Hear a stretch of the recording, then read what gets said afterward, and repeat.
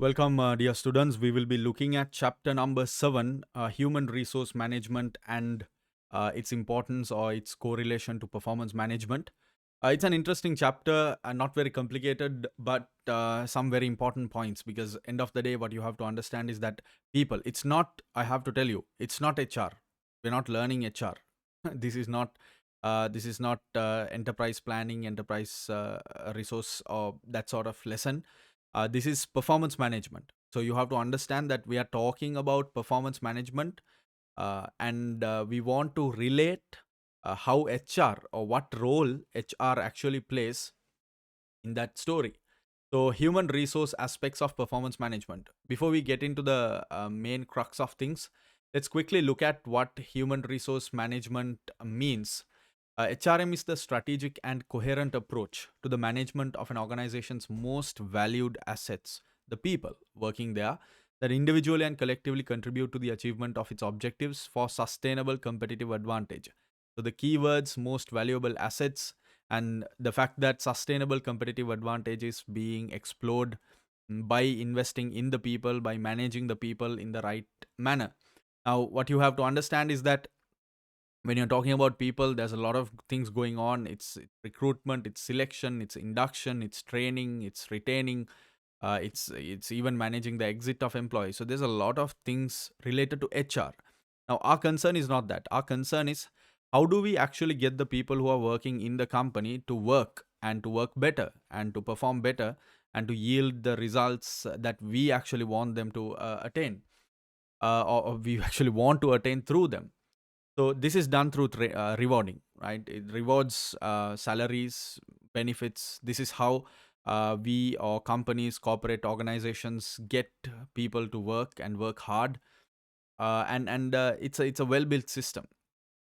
If you ask me, the scope is generally wide, and let's look at it this way. Trying to understand the importance of HRM, an organization uses HRM to ensure that it has the correct people in the correct place to fulfill its strategic and operational objectives. So, according to your study text, there are two main importances that you can broadly look at as far as HR is concerned. One is the strategic significance in terms of the creation and fulfillment of the strategy that essentially relies on the skills, knowledge, and creativity of the people. So, as I said, there are senior members. Sometimes companies prefer to hire experienced people because people bring tacit knowledge with them, right? And this knowledge is actually very unique and very personal to them, and their experience can actually be a game changer. So, it's people who can contribute at the strategic level. At the operational level, also, you would definitely need the little ants to pull the weight because you need the crunch, right? You need the crunch to happen on the front line, on on sales, on the ground level stuff, all of that.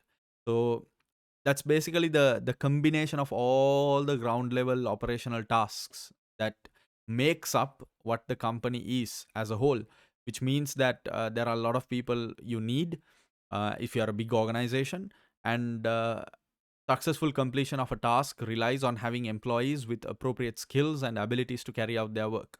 So it's important that you find the people, the right people with the abilities, with the skills, and ensure that they do their tasks well. So in terms of this point, how you have to understand is that if you don't hire the right people, performance is going to get affected. If they don't have the right skills, performance is going to get affected. If they are not motivated, if they are not putting extra effort, performance is going to get affected. So it's all about finding the right people, keeping them, and convincing them that they have to give their best effort. And part of that is also how you lead the company, and then that is also HR because the leaders are also people. So that is also the leadership on the receiving end and the giving end. Both of those are important, and all of them fall under the broad category of human resource management.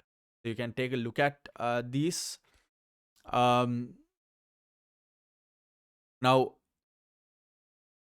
there was a traditional view of people or HR in the sense that they were a cost, right? That people were a cost.